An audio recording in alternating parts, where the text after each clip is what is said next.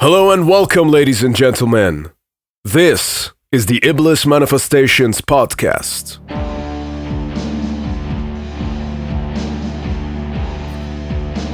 This channel features lengthy off-limits conversations with various different artists and entrepreneurs, predominantly from the underground metal scene. We take deep dives into the topics of life, music, spirituality, and take insight from a variety of thought-provoking perspectives from personalities who you don't often hear from in a mainstream settings. I am your host Shayan, and I was originally born and raised in Iran and currently reside in the UK.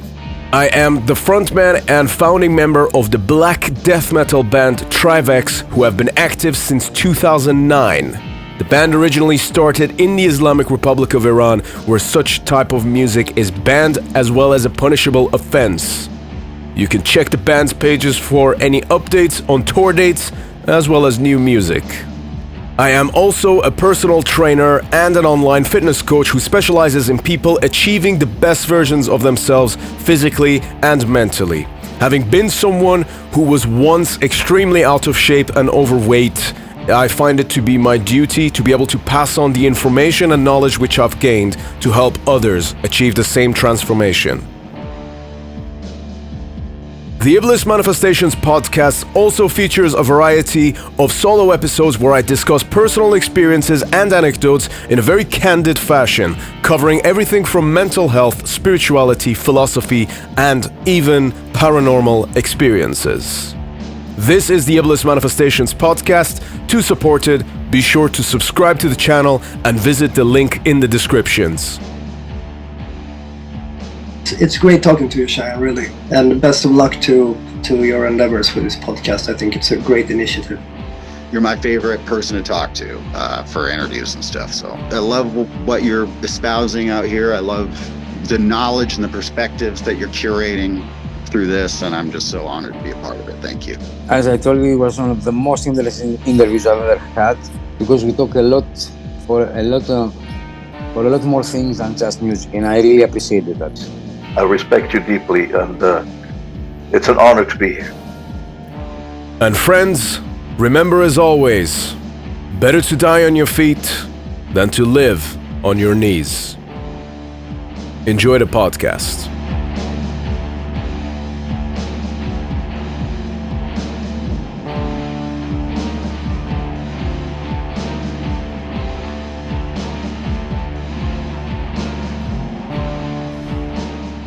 How's it going, everyone? Welcome to a new episode of Iblis Manifestations. A bit of a different start for this one. I'm going to be taking on the introduction part of this episode solo because we have, of course, the very exciting revealing of the new Trivax single, Operation Ramadan, which is currently happening. I just wanted to talk to you guys a little bit about that particular song and, of course, the upcoming Trivax album. But before we get into that, later in this episode, in fact, for the longer portion of it, there's going to be a conversation between myself and my very good friend, Mr. Chris Dick from Decibel Magazine. We had a really great chat at Inferno. We talked a lot about music. I think particularly those of you who like the more music-oriented discussions, I think you're really going to like this one. So stay tuned. And what are we going to do here? I'm going to talk a little bit about Operation Ramadan and a little bit about the Great Satan as well, because I haven't really actually spent much time talking about it here, especially in a solo context, which is, I think, kind of was required within that context. So, yeah, in the later part, we're going to be getting the conversation with my friend, Mr. Christopher Dick. But yeah, first of all, thank you very much for joining us once again. And also thank you to the killer fucking response to the Blood Incantation episode last week. That was pretty fucking cool. Very much glad that you guys enjoyed it. We've both had some great feedback from it, actually. So in case you haven't seen it, of course, I would recommend you to go and check out that episode. It was a cool conversation, and hopefully not the last one that myself and Mr. Paul Riedel are going to be doing together. But anyway, let's just jump straight into it. So just as a bit of a disclaimer here as well, I'm recording this conversation. So today is Monday. It's Monday night, 28th of April. So I am purposely recording this before the single comes out because I don't want what I'm about to say to I wouldn't have wanted what I'm about to share to have been influenced by the opinions and the feedback of people. I don't want to have any preconceived notions of what the response is going to be like to begin with. Okay, that's entirely up to the people to digest the song and the contents of it for themselves. And yeah, but I also wanted to make the message very clear, and obviously what this song is about. It's kind of a striking title, you know, as we keep getting the feedback for Operation Ramadan, you know, and of course I think that people who might not necessarily know the context of the song look at it and think, oh, you're Trivax being dodgy, you know, trying to do this anti-Islamic thing. Now, there are different layers within that, you know, and I will try and sort of break that apart, if you will. And once I'm finished with the discussion, I will actually play the music video for the song, which will also contain the text for the song as well. We're not calling it a lyric video. It doesn't feel like a lyric video. It's not intended to be a lyric video, although you could kind of say technically it is, but to us it's a music video. Anyway, that's irrelevant. So I'm going to play the song, and then after that we're going to go into the other part of the podcast. So just to kind of reel it back for a second. Yeah, Operation Ramadan. So that was actually the name of a very terribly failed military operation in 1982. So what happened was that in 1978, when the Shah of Iran went into exile and then Khomeini took over, that's obviously when things were changing quite dramatically, not just in Iran, but in the Middle East, because of that kind of power shift that was happening. And, you know, because that power shift wasn't just exclusively a political one, but it was also a religious one, which, you know, which meant very big things for the region, you know, and of course, you know, since 1979, when the Islamic Republic took over Iran, you know, obviously, I think you all know my opinions of the Islamic Republic. But you know, even if you want to look at it from a geopolitical perspective, the Middle East was fairly peaceful up until Iran had power, even under the monarchy, which of course the monarchy were corrupt as hell, but, you know, wasn't quite the Islamic Republic. So, yeah, it's very unfortunate what unfolded there. So a little bit of a history lesson for you all. What happened was that Khomeini had a bit of a grudge for Saddam Hussein. And, you know, obviously Khomeini being the leader of the Islamic Revolution, okay? And these were, you know, I've done more in-depth analysis of what actually happened there. There's an episode from about a year or two ago with my friend Parsa Garrett from America. He's also an Iranian, and the episode is called Let's Talk About Iran, and it's about 3.5 hours long. So if you really want to understand the history of it, you can perhaps go check that out. You know, so everything I'm saying here is going to be extremely summarized. But basically what happened was that Khomeini came in place, and he took over the country with his fucking Muslim clerics and, you know, and a lot of the fucking crazy extremist ideas that they had, you know, but that were also very much tied in with very heavily sort of communist-driven ways of thinking, you know, which of course, as we know, are always nice on paper, but they just never work out in real life. And, you know, at least we're yet to see it. So, you know, Iran being another example of that. So after they basically took over, and there was a lot of shit that basically happened. They were very deceitful. They lied to a lot of people. They even sacrificed a bunch of people in the process. In the case of Cinema Rex, those of you who don't know about Cinema Rex, you can go look this up for yourself. It's very self-explanatory. It was basically a cinema that was set on fire. And then they basically blamed it on the Shah and Shah's own special police force, and that's kind of what kickstarted the Islamic Revolution. But then later it turned out that it was Khomeini's own guys who actually set those people on fire. 600-700 people burned to crisp over their agenda, basically. Okay, so they kind of did their own little mini 9/11 there. So, but that's a different thing. I won't get into that. So basically what happened was that after Khomeini took over, tensions were high between him and Saddam Hussein, because Saddam actually helped the Shah of Iran kick Khomeini out of the country. And of course, Khomeini was a very sort of... he wasn't going to let it go. He wasn't going to forget about that. And there was a few little events that happened, which then prompted Iraq to want to invade Iran. And then that happened in 1980, which was the start of the Iran-Iraq war. Everyone always makes it seem like Iraq was the aggressor. And to an extent, you could say that, but Iran did actually kind of trigger that in many ways, if you look at what were the events leading up to that. Okay, so anyway, Iraq invades Khorramshahr, which is in the southwest of Iran, and they actually took over some of the territory, and I think they had it for about two and a half years, and then eventually Iran were able to repel them back.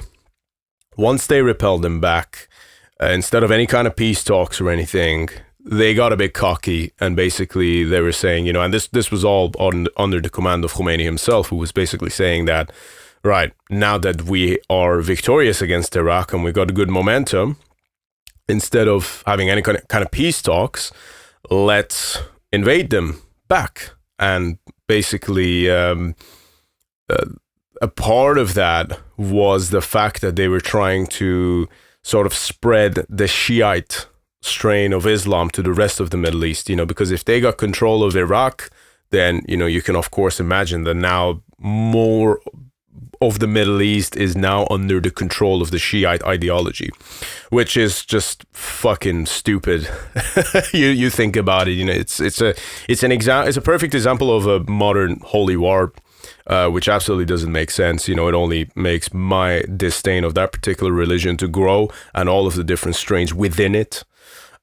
Sufism I have less gripe with, but still.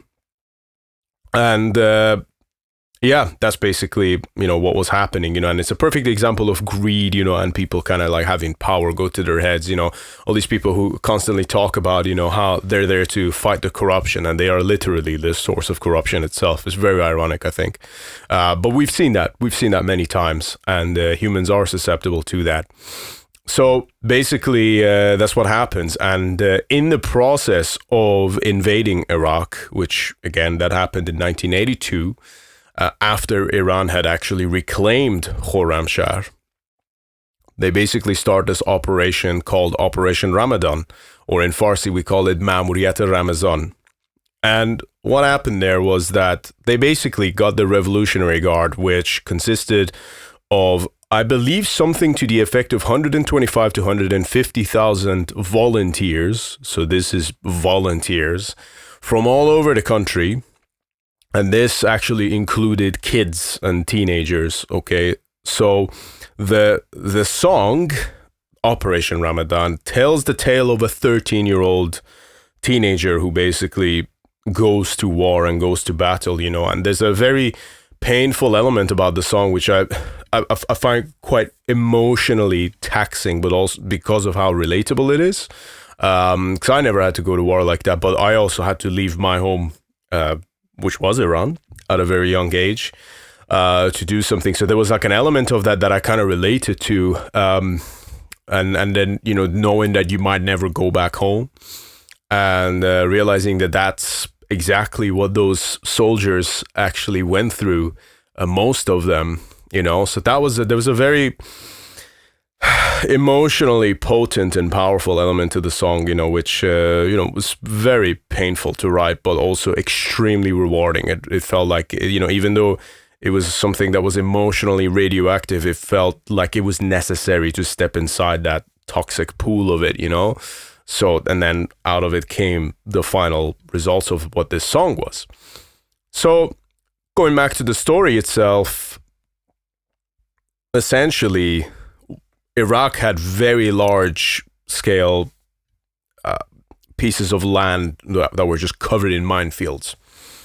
So the Iranian strategy, which was just fucking stupid and still is, I'm sure it made sense to them at the time, their strategy was that obviously we were going to have to invade Iraq and reclaim Karbala. Karbala is where Muhammad's third descendant, Imam Hussein, allegedly died, and they're trying to reclaim the land. So then what happens is that in order to clear the path for the actual army to go through, by the army I mean all the tanks and the real artillery, they had to send through basically human waves to go through the minefields and clear them.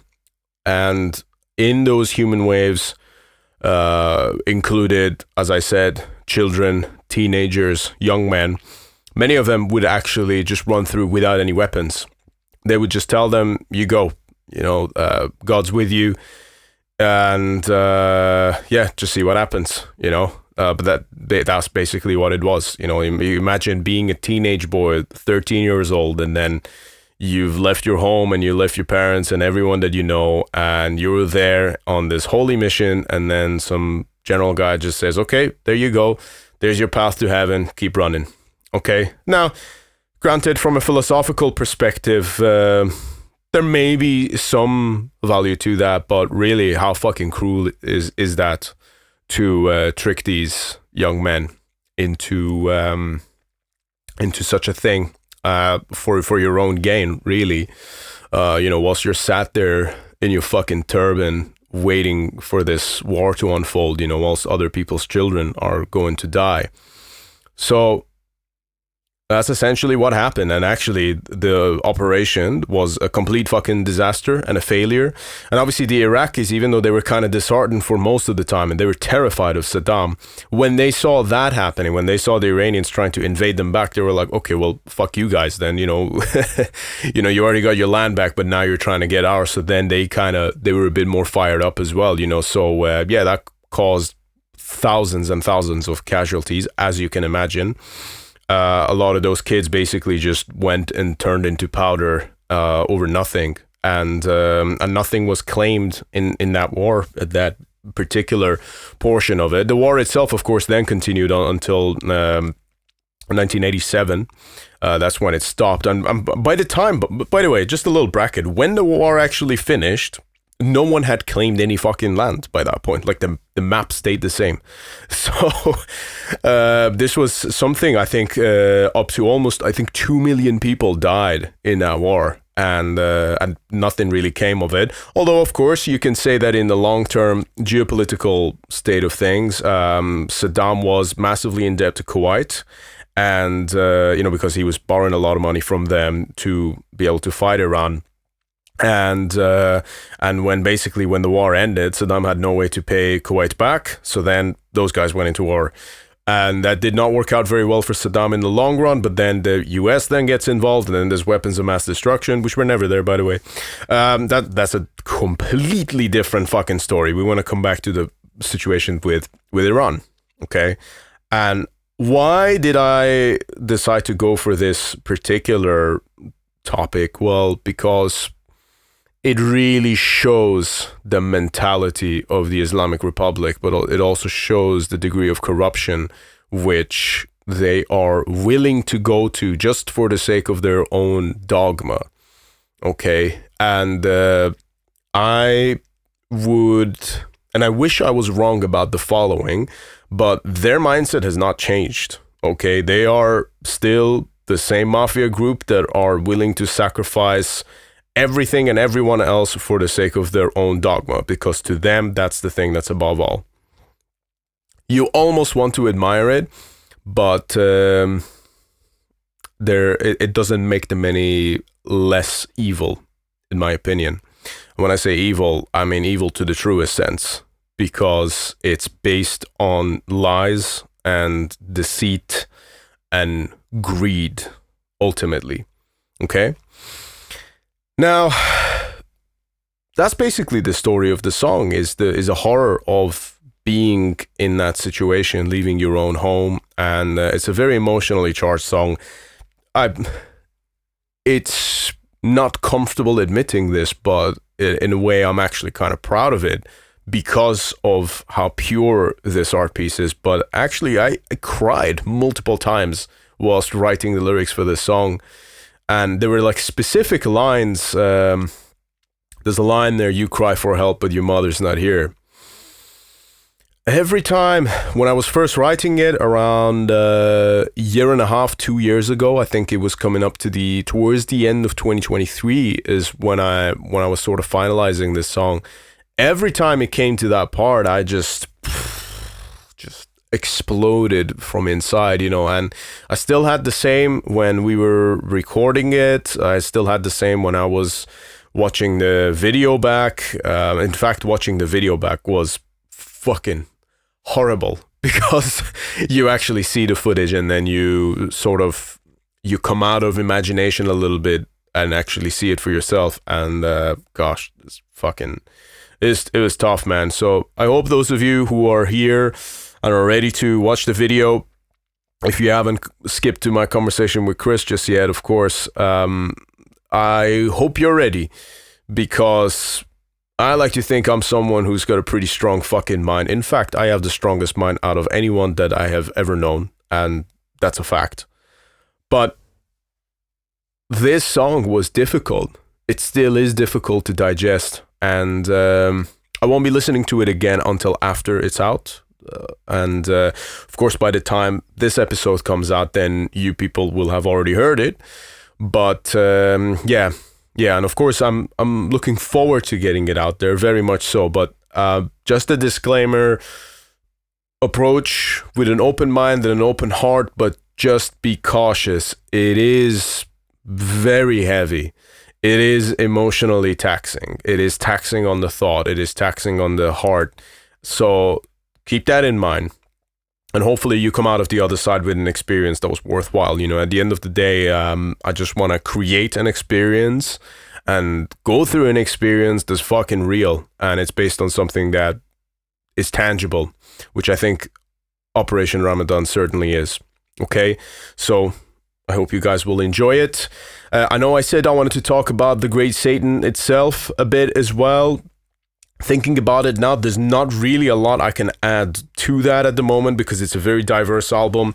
It's the best fucking thing Trivax has ever made. I have absolutely zero doubt about that. I'm already a little nervous about how we're going to top this off, but that's for another day to worry about. If you want to check out the album, it will be out on the 30th of May. And we've still got the pre-orders open on Trivax's Bandcamp. I think the t-shirt series that we did for it has already sold out. Fucking thanks to you guys. We love you for it. That's much appreciated. Very cool, considering the fact that up until now, as I'm recording this episode, no one's even heard a fucking note of this album publicly. So thank you. That's really appreciated. That's very cool of you guys. Thank you for that. So yeah, if you still want to order your vinyls, we're going to have a 12-inch Galaxy, and then we're going to have 12-inch black vinyl. We're going to do tapes. We're going to do CDs. So you kind of got all of the options there for the different formats. Or you can wait and listen to it first and see if you actually like it. But, considering how many people have actually pre-ordered it before hearing the album, I can only say that we are very grateful and humbled in Trivax. So thank you for your support. We really appreciate it. And we did put our fucking 110% into this record. Our entire spirit and core essence and energy is encapsulated in this record. Okay, so hope you'll enjoy it. And of course, now we're going to be playing the song Operation Ramadan. And those of you watching on YouTube, you're going to see the full video for it, the full music video. If you're listening on Spotify or elsewhere, by all means, feel free to enjoy the song as it is. If you want to check out the video, you can then go and revisit the episode, or you can go straight onto Osmos's YouTube channel and watch it there. Okay? Thank you guys for your support. Hope you will, by the time this song is finished, then we'll be moving on to my conversation with Mr. Christopher Dick, which was a great chat. So hope you'll enjoy that as well. In the meantime, ladies and gentlemen, here is Operation Ramadan.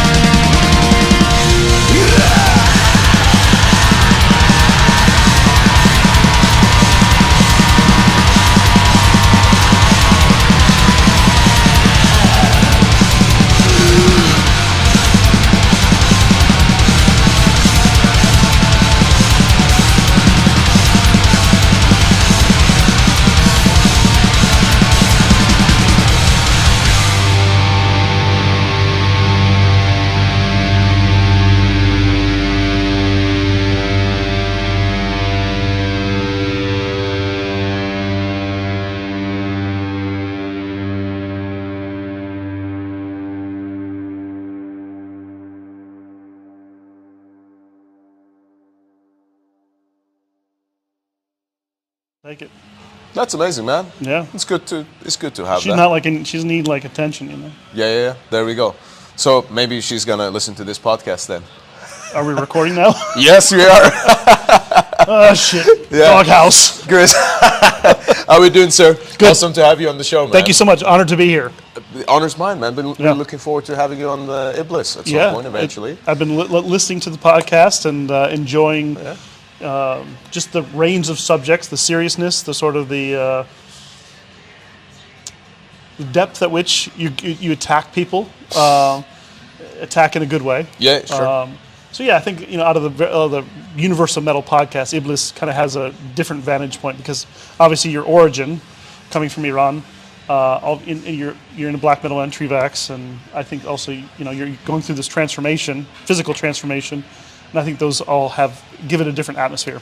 Thank you, man. I appreciate it. Well, I kind of look at all of those things as kind of tools, to kind of go off of. I think that one of the best ways to kind of converse with someone is to kind of throw the ball at them and then see what they sort of come back with, Yeah. Because if you think about it, this is my mindset going into it. First of all, thank you for the kind words. I really appreciate it. It means a lot coming from you.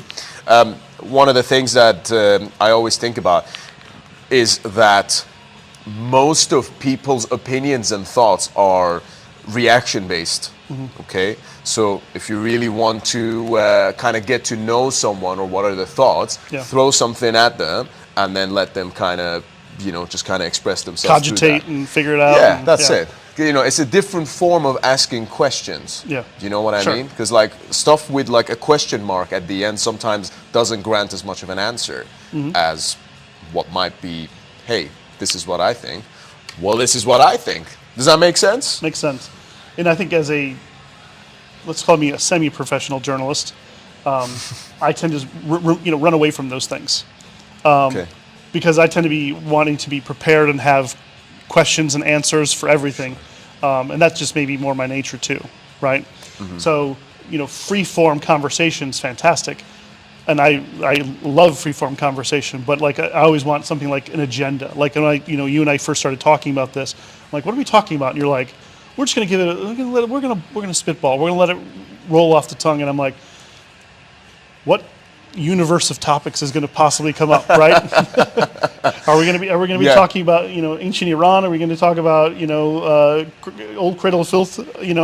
First pressings of Prince of Evil Made Flesh. What are How we talking fucking wild was that, by the way? So for anyone listening to this, just as we were getting set up, some gentleman, Andrew, actually, he came up to us and said, "Hey, did you guys know there's a record store here?" So apparently there's a bunch of people here just down the road in the hotel. Two brothers, right? Selling their collection. Okay. And they are obsessive compulsive collectors. So they have multiple pressings of the same album.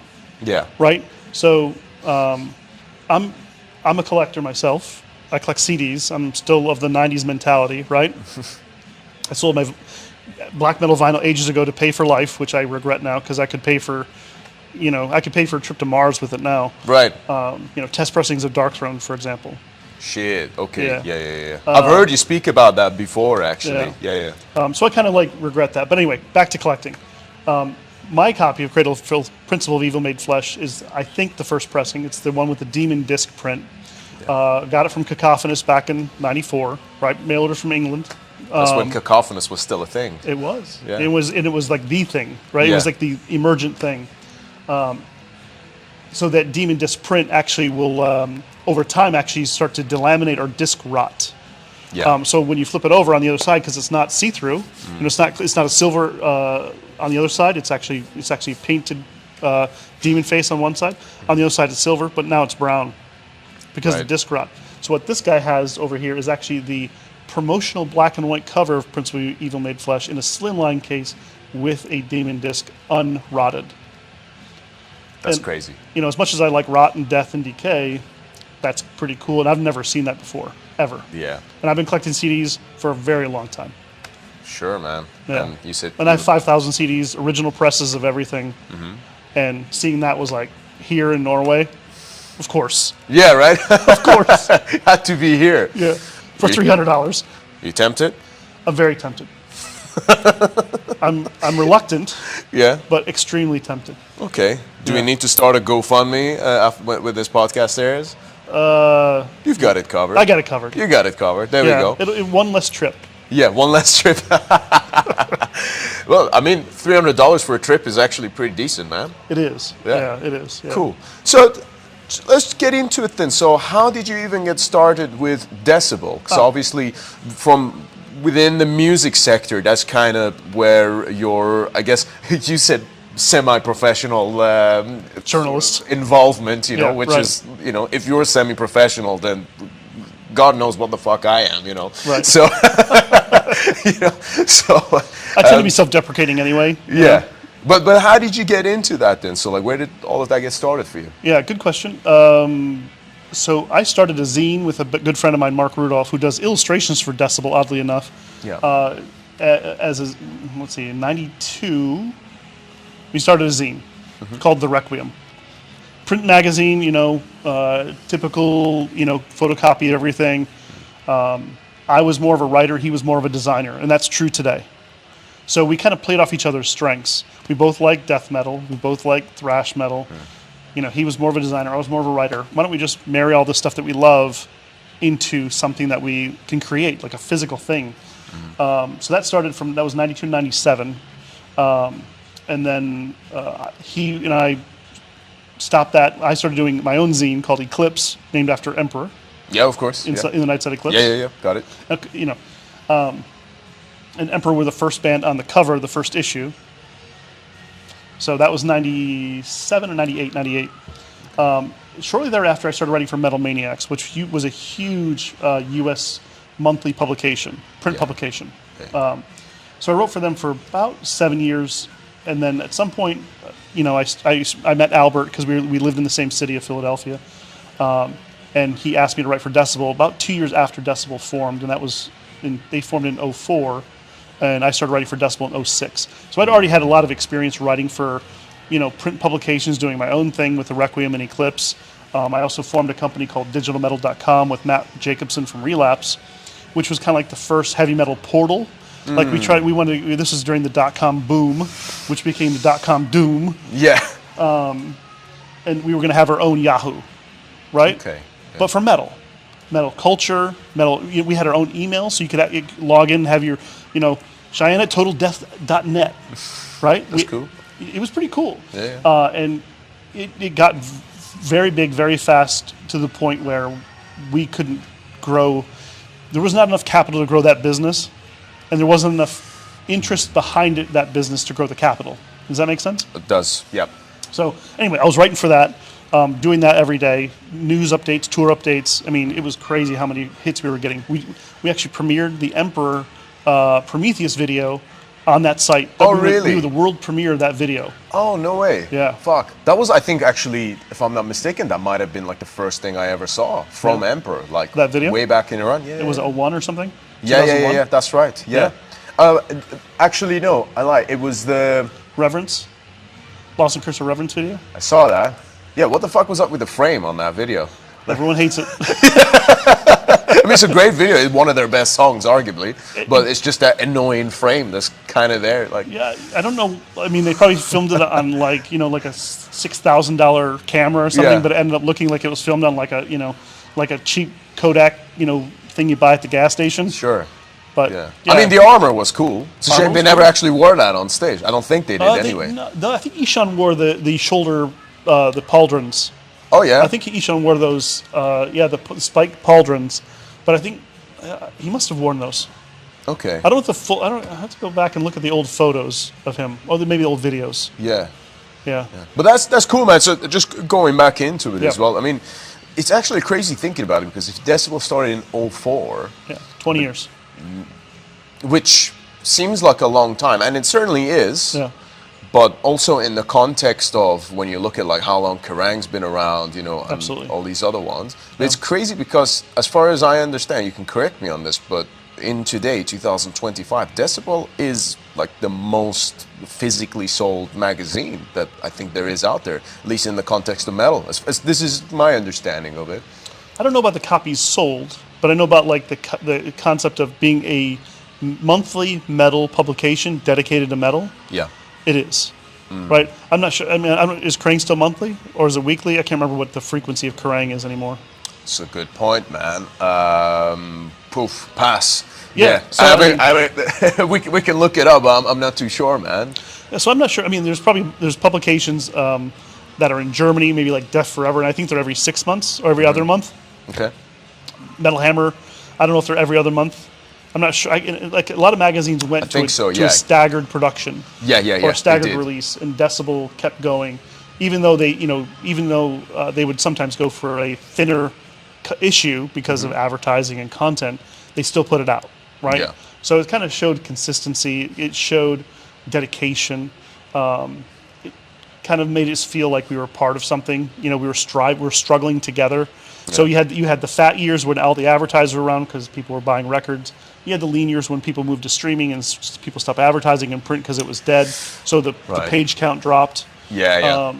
So you notice that stuff, right? But I think Decibel is pretty cool about monthly is that you always get it's a formula. I mean, in terms of the structure of the magazine, you get the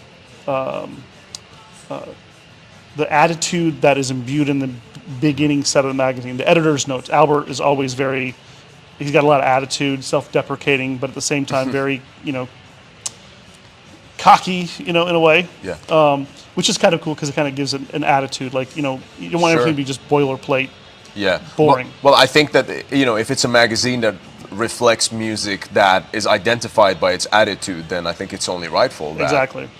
Yeah. And then you have the cover story, of course, right? You have a Q&A section, which is Jay Bennett does. So Jay Bennett's a big writer, writes for Apple Music and stuff. Yeah. And he does standard Q&A, question-answer format instead of the article format. And that's always done on like really interesting artists who have a different perspective. Then you have the Hall of Fame, which is basically the oral histories of records that came out, at least 10 years ago, have all the members that performed on that record. So I've done oral histories on like the Scorpions in Trance to Budgie to Emperor, Enslaved, Opeth, Catatonia, you name it. Cool, man. And you get the review section just like in the old days, So there's a consistency there that really is welcoming. Yeah, absolutely. And every month. Yeah, for sure.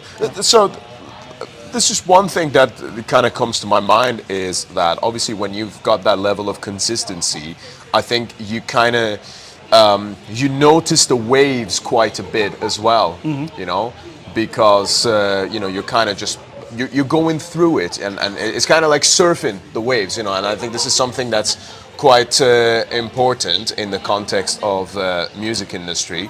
And sorry guys, we're just doing a recording here. If we can just keep the volume down. Thank you.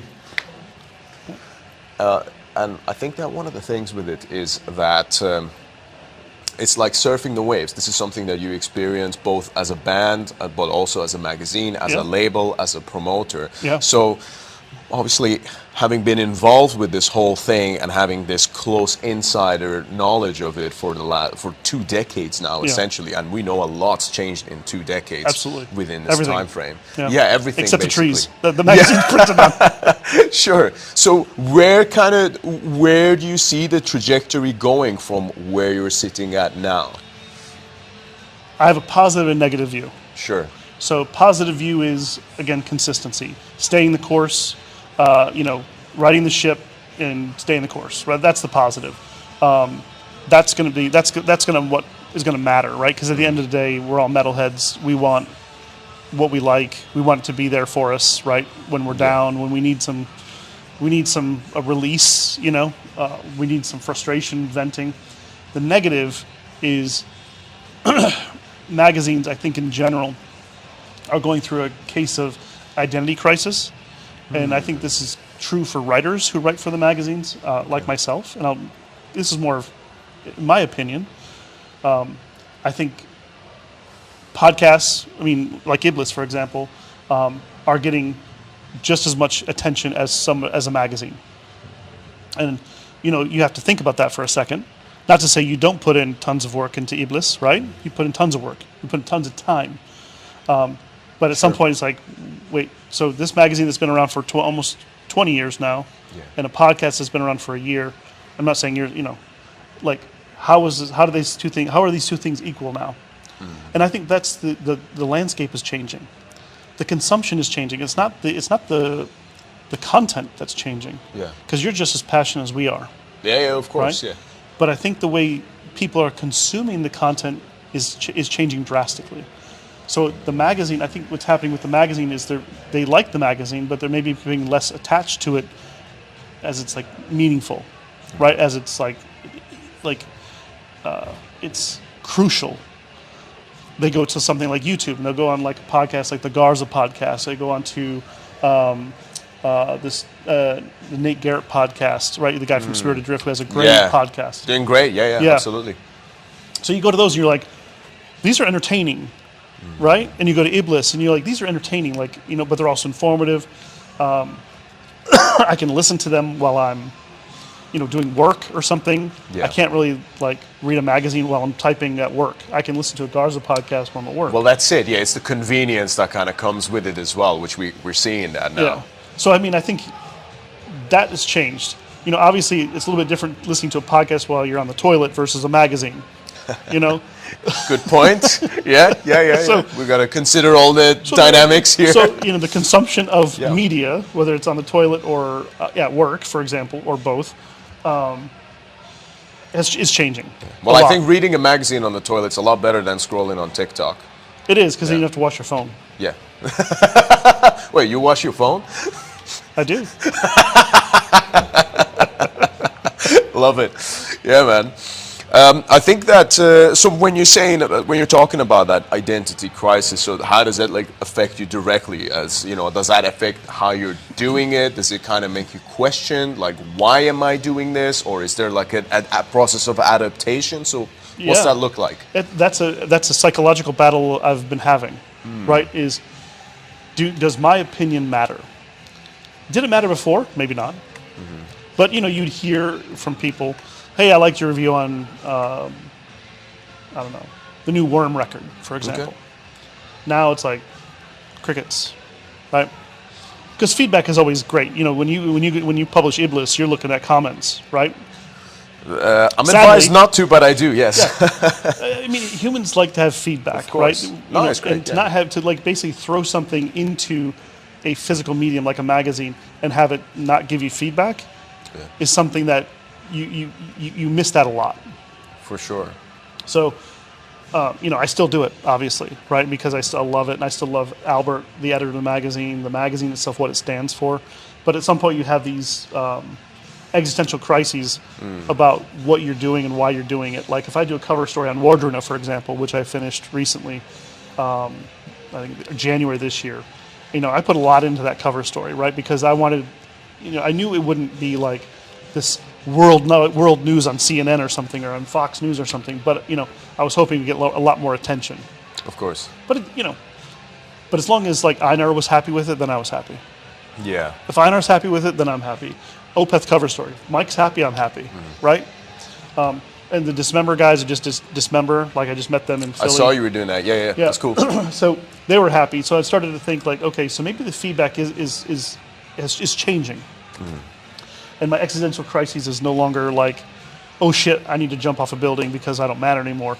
Or maybe it's like, maybe I didn't matter anyway, but if what I'm writing about matters to the band, then that's gratification enough. I think that there's there's like different ways to look at this as well. I think that there's definitely just because it's media doesn't make it any less of an art form. Sure. So you still want to, so what you're saying there, a musician, a band, I could say that with Trivax. I could say that, I released my music and then, I didn't get the feedback that I was like hoping for. It went into the void and... Yeah, exactly. We released the song Into the Void, actually, that was the thing, yeah. That was the one that might have burned down in Decibel, actually, but hopefully it didn't. The thing was that... by the way, cool thing about that song, I think you'll appreciate this. Don't know if you've seen it. The Black Sabbath show that's happening in July, right? Yeah. The day before that, we were already booked to play Birmingham before the Sabbath show got announced. We had confirmed with venue, contract, all that done. Yeah. And then the Sabbath show gets announced. So I'm like, right, I'm designing the poster for this motherfucker myself. So I've actually done a Sabbath-style design for that Trivax show. And on top, it says Into the Void. Join us for an extreme metal night before the final Sabbath. That's pretty cool. It is. Yeah, I was proud of that one. You got to show it to me. Yeah, I will. It's got the purple Sabbath kind of psychedelic look. Is that the Master Reality kind of cover? Yes. Okay. Yeah, you got it. The font. The font, yeah. Yeah, exactly. that's it. Yeah. And then the rest of it is a bunch of pictures of us taken by our good friend Nicholas Horns. So No, Necrohorns does good stuff. That's it. Yeah, man. Yeah. So just coming back into it, then a little tangent there. So the thing with it is that you're talking about feedback, okay? So the first thing I think is really important, doesn't matter what it is that you do, whether you have a YouTube channel, whether you're a podcaster, whether you're a musician, whether you're a label, promoter, whatever it is, promoter maybe less so, but regardless, the thing you want to focus on is, am I happy with it? Oh, Am yeah. I, the author, happy with this thing Yeah. that's going out? Yeah. And second to that is, which I kind of picked this up from you saying that, sales don't equal feedback, Right. because you might just see numbers that are showing up on, it's like, oh, it sold this many copies, and it's like, cool. Right. But then what you're not seeing is how many people are holding that in their hands, reading it, going through it, Yeah. being perhaps moved by it, or like, oh, I didn't know that. I never thought that. Oh, this album looks cool. I'll check that out. Yeah. You know, you're not seeing that, okay? True. And this is, by the way, this is still true in the case of podcasts as well. Mm-hmm. I have had episodes that had like very little views, very little, like no comments even. Mm-hmm. And then a year or so later, I'll meet someone backstage at a festival. It's like big head of a record label. Yeah. And then it's like, oh, I know you. I watched that episode that you did with so-and-so. And that's the episode that had no views. So you also never know who's going to check out what you're doing. 100%. Yeah. And I think that's true. You know, like I would never turn in something to Decibel that I wasn't happy with. Mm-hmm. Even if I'm at deadline or late, Yeah. right? Because, you know, there's two things that happen. One, it's my name on it. Yeah. You know, and I think you have to take some pride in your work, right? Yeah. And if you're going to put your name on it, you might as well. It has to be good. Yeah. Yeah. And you're sure. not going to, you know, like I understand it. Like for every 10 reviews, I'm not going to write 10 stellar things that like change the universe of written thought. Sure. But at least okay, I'm satisfied with this. I think it represents my thoughts on that record at that time, and I'm okay with it. I also think there's something very healthy about being forced to reevaluate your thoughts about an art piece. Sure. You know? Yeah, I mean, that would be, you know, that's always something I've thought about, is like, I want to take all the reviews I did for the last 10 years and re-listen to those records and then look at the rating I gave in Decibel, because Decibel has a rating system for reviews. But also look at, like, there's also a thing called a deck, which is like this little snide comment that it's like a one-sentence comment right before the review starts. Usually it's some insider joke with the staff, like or some, you know, nerdy allusion to something that Autopsy did, you know. Right. You know, yeah, anyway, got it. Yeah. And then revisit all that stuff and see if my current thinking matches what I thought back then. Especially going back 10 years, because you're a different person, right? Absolutely. Good point. Because I've done that a couple times with records when I was like so excited about a record, and this is a 10, you know, 10 out of 10. This is a Rain and Blood. This is a Stained Class. Yeah. Or, you know, and you go back and you're like, this is a 6. Yeah. This might be a 5. Sure. You know? And sometimes you might get the opposite, you know? 100%. Like how many like Misfits records got fucking shitty reviews when it came out? Or like, actually prime example of it, Hellhammer. You know, that's like notorious for like being shit on by magazines and everything. Now you listen to it, it's like, holy fuck, I can't believe some guys from Switzerland in a bunker came up with this level of evil shit. It's amazing. You know, it's like the epitome of extreme metal to me anyway. Yeah, I think, I mean, it's amazing how you can have something that like is perceived, like, okay, Darkthrone, Blaze of Northern Sky. Yeah. So I was a big Soulside Journey guy fan, right? I mean, like, okay, I was a cool. death metal guy. Yeah, because for me as well, I'm kind of a death metal guy as well. You know, so yeah, you were saying about that? Yeah, so you know, Soulside Journey, 100% into it, not because it was produced at Sunlight or Thomas Skogsberg was the guy producing it, but because it was a death metal record that was good. Yes. That it was Norwegian, maybe factored in minorly, right? Because I was into, you know, European death metal versus American death metal by that point. Which wasn't very common at that point, other than obviously the Swedish stuff. This was a different style. Yeah, it was a different style, but it sounded different, right? Yeah. It sounded a different style. It sounded different, but it was still Scandinavian. Sure. Right? Yeah. So back to Darkthrone. I remember getting an advanced copy of the Peaceville Volume 4 comp. I think that's what it was. And then Darkthrone Catharian Life Code, I think, is on that comp.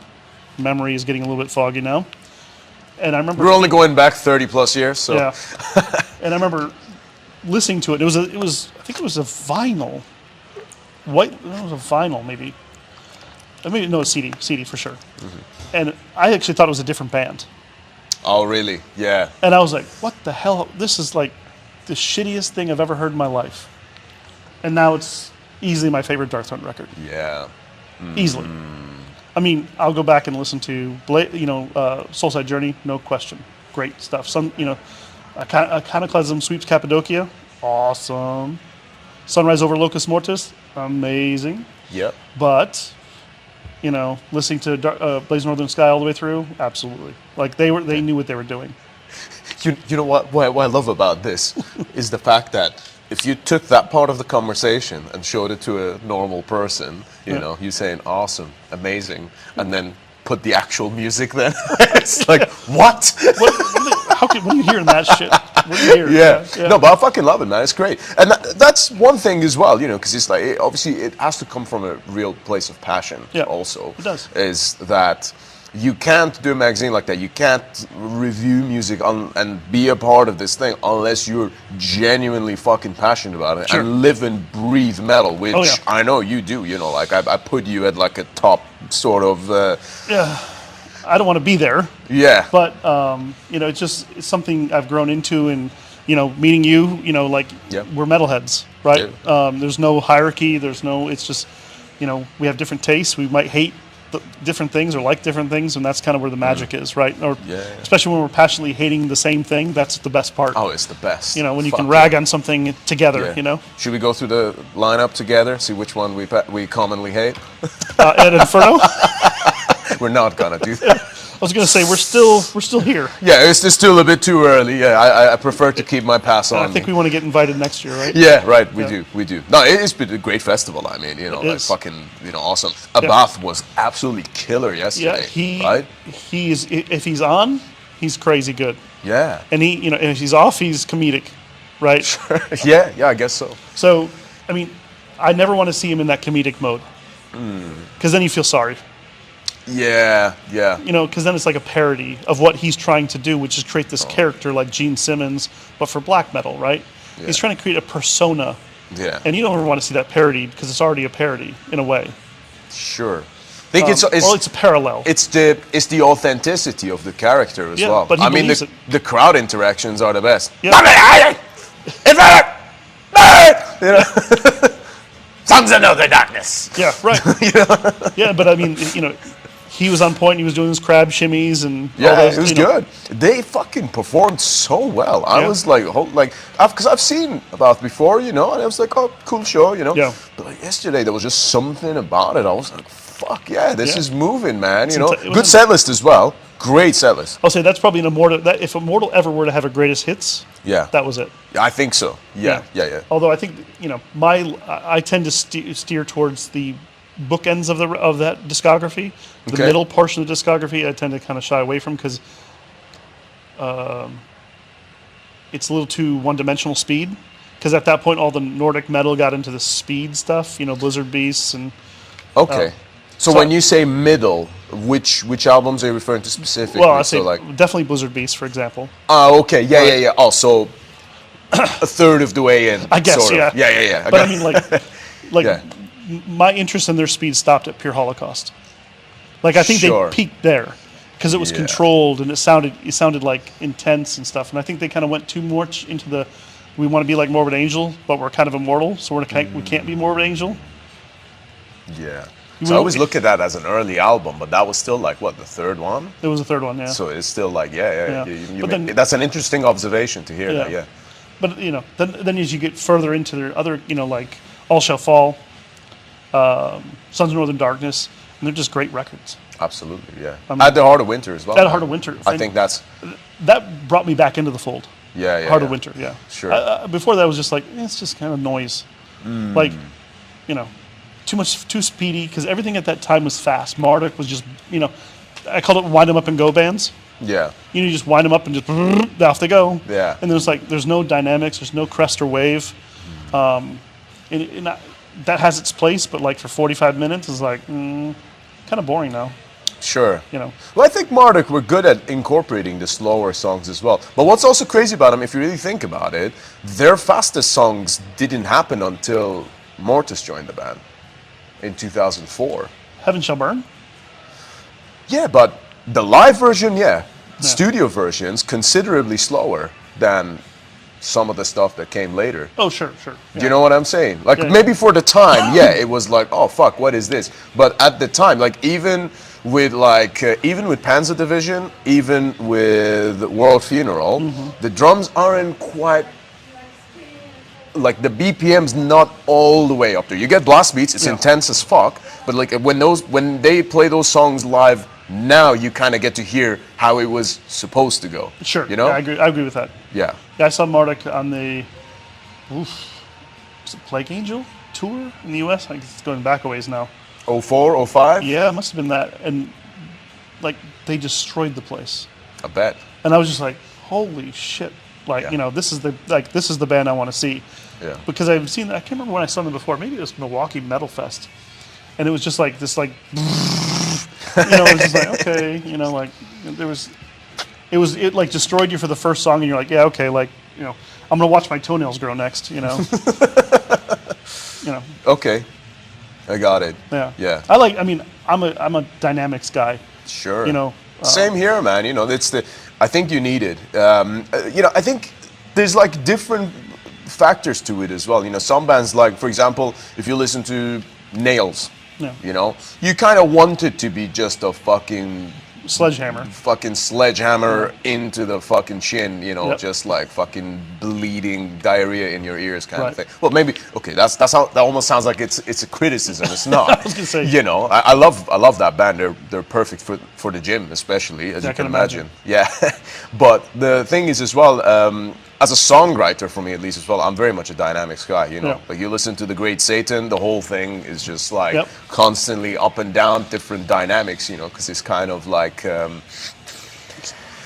it's like, to me, I look at music, like the writing process of it, and then maybe you can reflect on the listening process the same. But to me, the process of making music is a lot like building your own sort of roller coaster that you get to go through, and it's got all the different motions as you kind of go through it. This bit slows down, and then right before that, it shoots you forward. Right. And it's like, for me, like listening back to a song that I've made, it's like keep going on that roller coaster. Ooh, that bit was really good. Oh, this part, I think it could do with this instead. Yeah. You know what I mean? Sure. So every time I listen back to the album, it's like, fuck, this is the best roller coaster I ever made. Yeah. Sure. So I think when you're listening as well, you want that dynamic rather than just constantly, Yeah. And I think as a listener, the dynamic is interesting when you have what I would call subtle change. Like Enslaved are really good at that, right? Like especially like the early albums, like like Viking Ligger, right? Great example. Some of those patterns repeat 50 times. And it becomes hypnotic. That's that sort of repetition is sort of like almost like a magic or something, like a spell, right? But then you have a band like Farsot from Germany. I don't know if you know who they are. Farsot. I don't think I do. No, most people don't. They're signed to Prophecy. Right? Okay. The sub-label Lupus Lounge. I think they're Lupus Lounge. Right. Yeah. German, Bavarian, black metal. So subtle in the way they change arrangements that it's like crazy cool. Winterfelleth does that sometimes. Sure, yeah. Like you hear this pattern and then it just kind of slightly changes a little bit and then it creates a new pattern and then slightly changes, creates a new pattern. It's so there's small changes that I like, and especially when they're like in the drums. Like he could be doing like a double bass and then like maybe hitting the ride or something, or hitting the hi-hat, and then they change it to a single bass and hitting a different cymbal or hitting a tom, but it's the same tempo, but it's a different pattern. Farsot are like experts at that stuff. Yeah, cool. And most people are like, oh, it's kind of boring. I'm like, listen to it again. Like they're layering things like patterns and stuff. Yeah. In a way that, for some reason, that's the kind of stuff that pulls me in. Right? Sure. If it doesn't sound like it has dynamics, but it does, that's pretty cool. That's like, you don't have these like Merciful Fate's dynamics all over the place. You have these, like, I guess, how do I put it? Classically influenced stuff to like more like heavy metal influenced stuff. Well, you got the riff box style of songwriting, which is more like Death or like Old Man's Child. Right. Where you got like riffs in the song that pretty much have nothing to do with each other, but then it somehow still kind of works. Right. Yeah. And then you got songs that kind of just flow through it as well. Yeah. I think the perfect example, by the way, of what you're mentioning is probably Bill Ward. You know, because it's like you say Sabbath, you listen to the songs and it seems simple. Yeah. It's not. Right. It's very complex. Yeah. Drum beats are, you know, but he does such a good fucking job of keeping everything together. Yeah. But you listen to what he's doing, try to replicate what he's doing on a drum kit. Yeah. That's an art form in itself. Yeah. I think it's, you know, that's a funny kind I remember when I saw Dissection, Morbid Angel, and At the Gates tour in the U.S. This is 96. Yeah.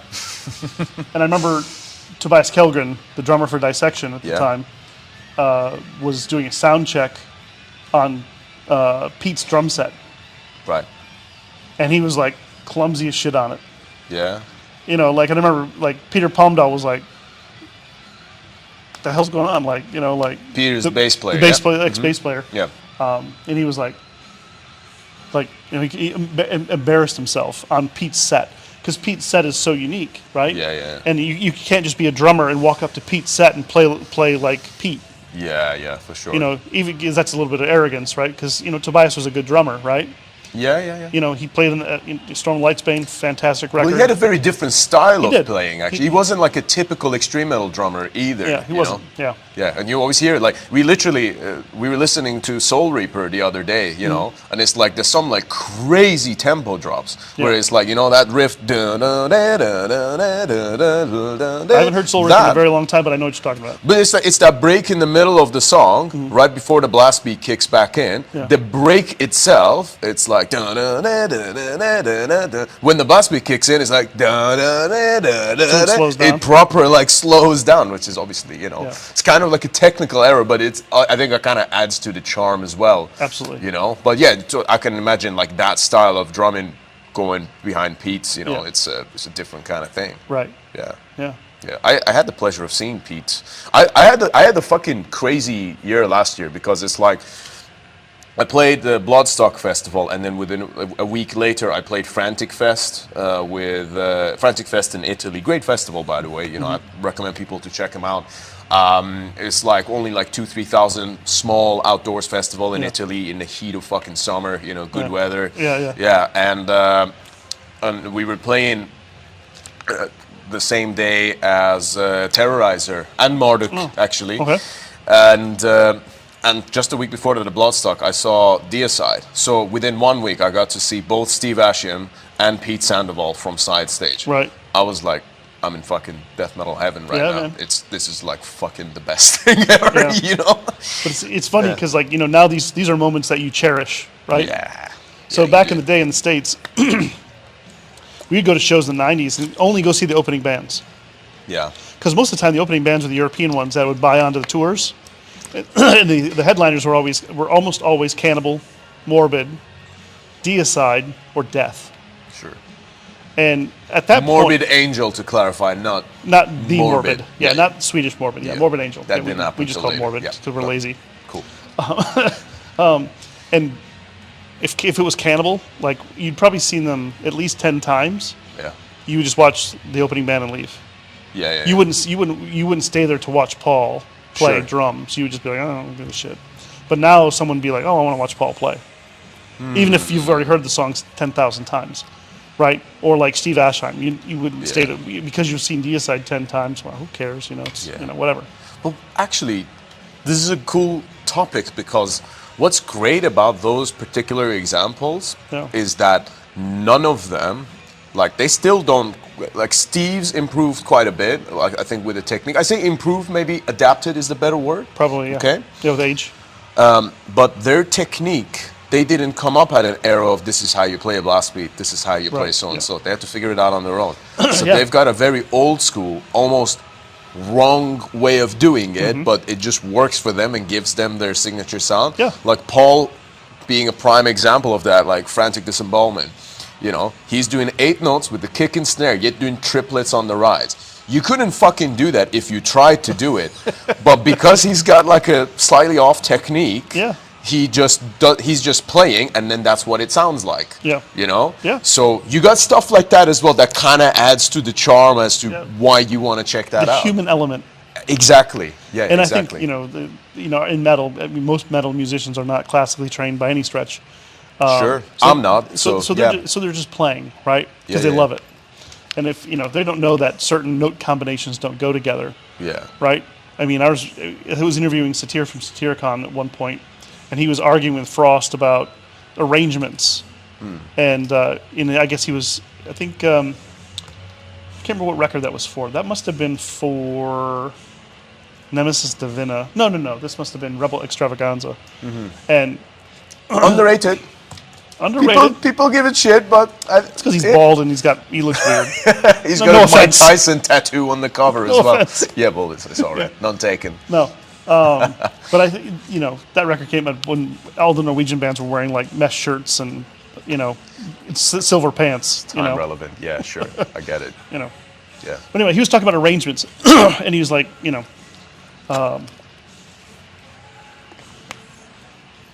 if it's wrong musically, theory-wise, it probably is not right for Satiricon.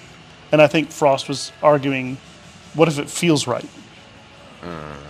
So, Satir was looking at it from an academic standpoint, like correctness academically, and Frost was, I think, looking at it from, the raw standpoint, like the emotional standpoint.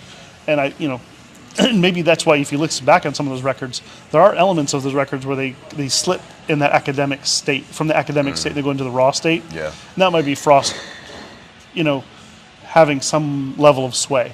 At least a little bit. Yeah. Very typical conversation between a Cancer and a Sagittarius. Oh, yeah? It's psychotic for me to know that information. I was going to say, you pulled that out of your ass real easily. Really, there's too easily. It slipped out. And as well, you got like Satiricon profiles, like, Yeah, absolutely. You were born in July? Yeah. Yeah, it's just certain information sticks with me, man. I know. Yeah. That's just how it is.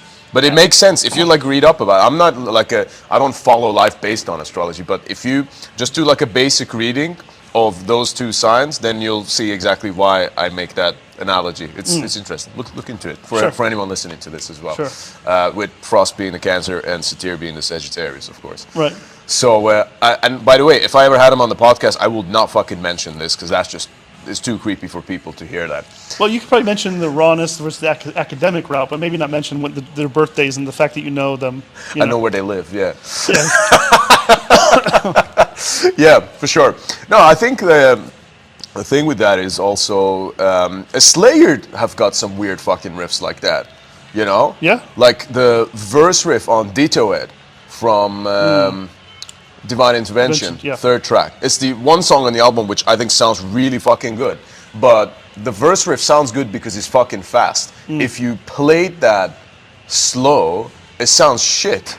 It sounds like a really happy riff. That's not what Slayer sound like. No, that's true. Do you like that record? I think some of the songs on it are good. It gets a bad rep because the production's inconsistent, and I know they had some problems with and some songs are just a bit fucking flat. Yeah. But that obviously song, Bo Staff's on it too, right? Not Lombardo. exactly. Yeah. But I like Bo Staff. that song is good though. Ditto it. Yeah. That's fucking intense, man. It is. Yeah. It might have Carrie's only. Well, Good song? sorry. I was gonna say solo, but yeah, there we go. Yeah, I know what you mean.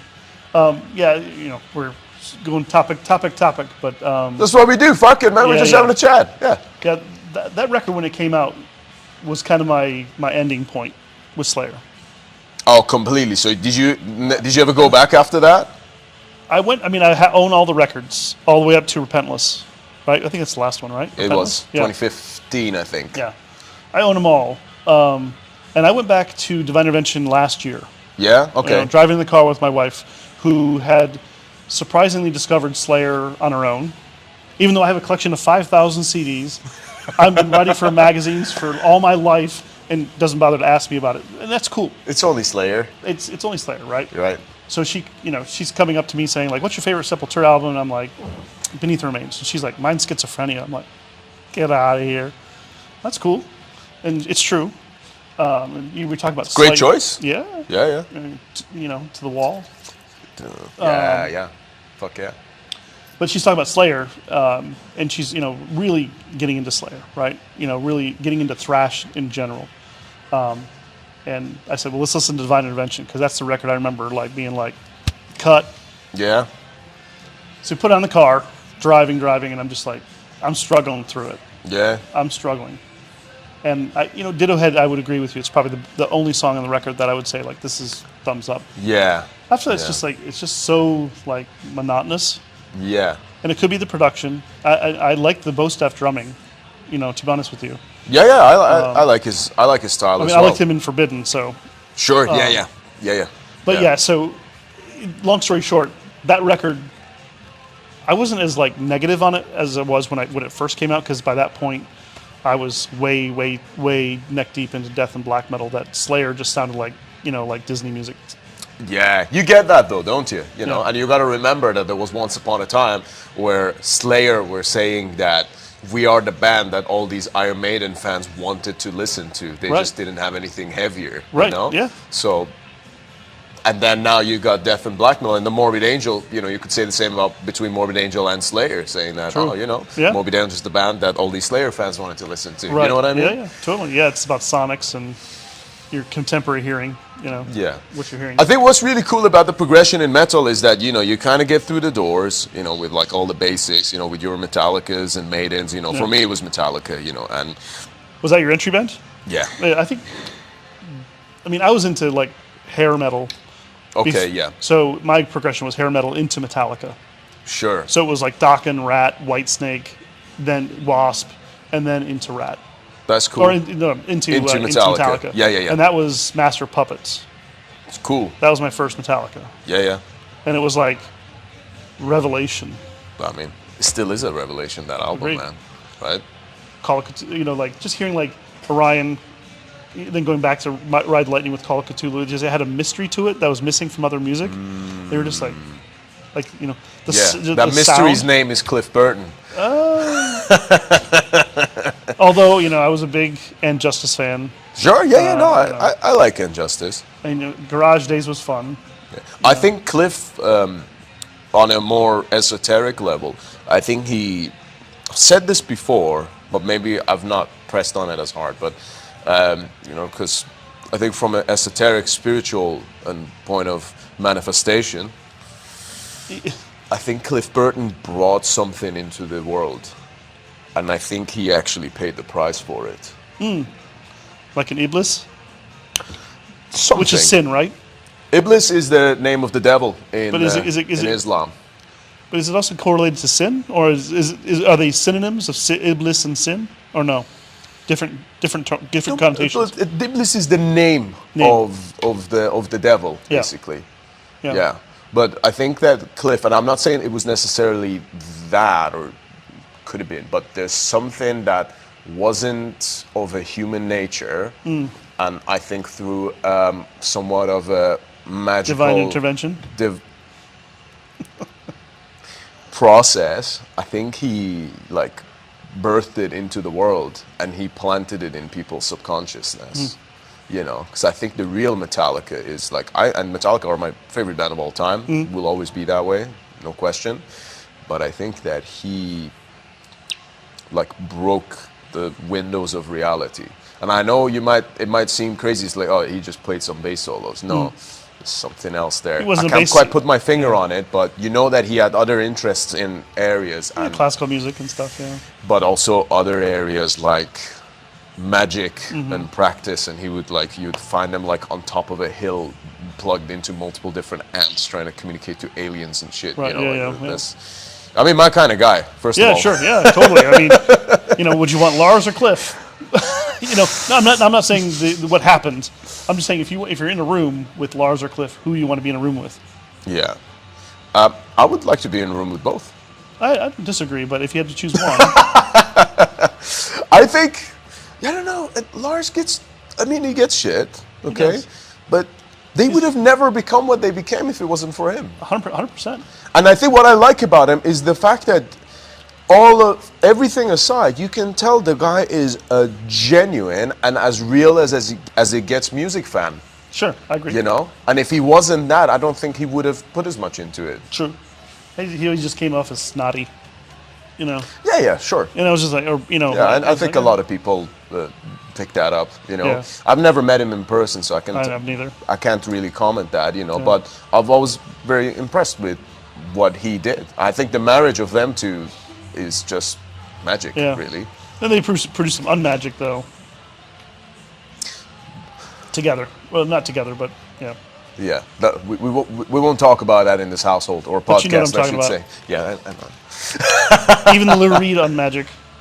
Yeah, that's right. Which was a shame, by the way. You know what I reckon? With Lulu, if they did that album, but did like a really sort of avant-garde underground production for it, and didn't bother promoting it like they do, and just fucking put it out there, that could have done a lot fucking better. It's also 2 discs. Yeah, it's a bit long. Make it 30 minutes. Yeah, right. You know, make it more of an art piece, not an art legacy, like an art epic. Yeah.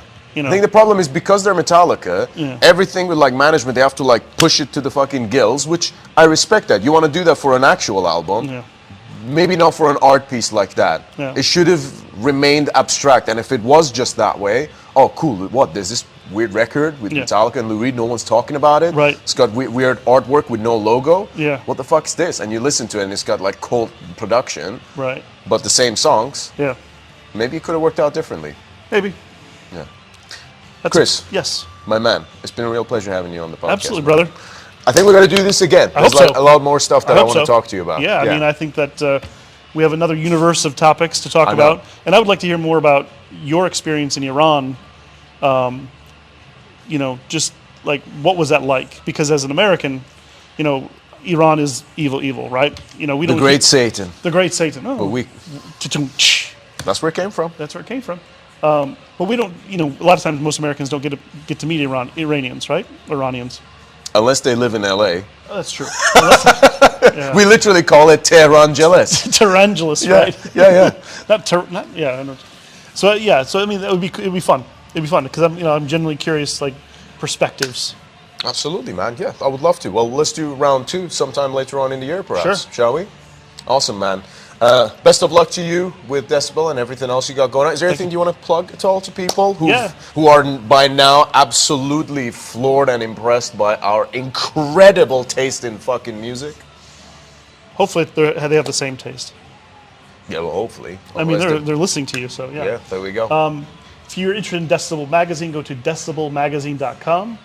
We have subscriptions. If you're outside the States, the postage rates are brutal, so don't blame us. Blame the post office. But you get 12 issues per year. Also, you get a flexi disc, like the old days, magazine with a flexi disc. Yeah. Like an actual, that's actually on an unreleased track every month. So that's pretty cool. We also have a Decibel Magazine Metal and Beer Festival. That's 2 times a year, one in Philadelphia, one in Denver. And we also have a Decibel Magazine tour that runs every year in the States. And those are always really cool. Like right now it's Mayhem, Mortis, Imperial Triumphant, and New Skeletal Faces on that tour. And it's pretty awesome. That sounds awesome, man. Yeah. Hell of a time. So any of the US listeners, even European ones who can make it across, be sure to check them out. And thank you guys for tuning in. Thank you. See you on the next episode of Iblis Manifestations. Boom. Cut. Fuck yeah.